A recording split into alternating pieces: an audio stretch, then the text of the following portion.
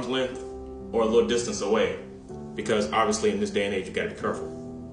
And so I make my intentions known when my hand's clear, and I'm standing in the middle of the storm, and I'm just waving with her phone in my hand, right?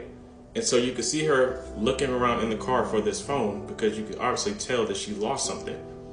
So she's looking around, and I'm just standing outside, just waving with the telephone in my hand, right? Trying to signal her. And eventually you see her through the window look up, and she sees me because I'm kind of tall and she's kind of short in the car. So in order for her to see that I have what she needs, she looks up. So then she rolls down the window slowly, and then she just stretches out her hands, and she gets what she's needed from me as I was standing there in the middle of her storm. No jacket, no umbrella. I'm just standing in the rain with what she was looking for. But the only way she could have received it was by her rolling down the window, looking up, and stretching out her hands.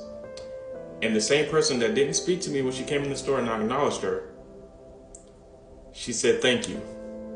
And so I gave her the phone, and she went on about her business, and she enjoyed the rest of her day, I'm sure.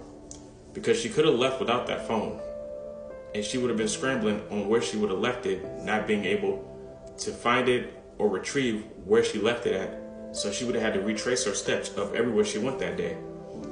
But due to my obedience of not asking any questions, doing for her as I would want for somebody to do to me, I ran out and I gave her the phone. And so when I got back inside, I said, okay, Lord, what are you trying to show me? Because I realized that nothing happens by accident. When I got back in the store and I was finishing my tasks, I was talking to the Lord and I said, okay, what do you want me to know from this story? And I specifically heard him say, I'm about to give you exactly what you need in the middle of your storm. And for everyone that's different, but for me specifically, it was clarity. Now, clarity is not just one word.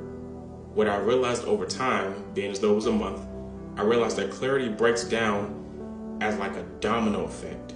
When you understand what you're supposed to do, it trickles down into consistency, it trickles down into your behavior, it trickles down into motivation, inspiration. All of these things happen because you understand what you're supposed to be doing. And the scripture that was given to me was Hebrews chapter 4, where he's speaking on the rest that is given to you when you rest in the Lord.